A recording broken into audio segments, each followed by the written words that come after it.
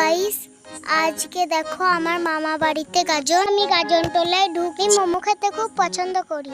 এই দেখো আমি মোমো খাচ্ছি। এই আন্টিটার মোমো আমার খুব প্রিয়।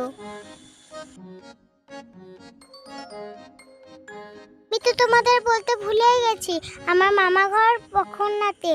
এই পক্ষরনাথে গাজনটা হচ্ছে। এই দেখো আমাদের শিব মন্দিরে পাট এসেছে।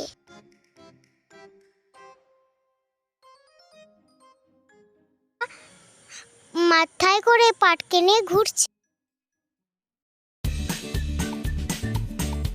জাপানকে খুব মজা করলাম।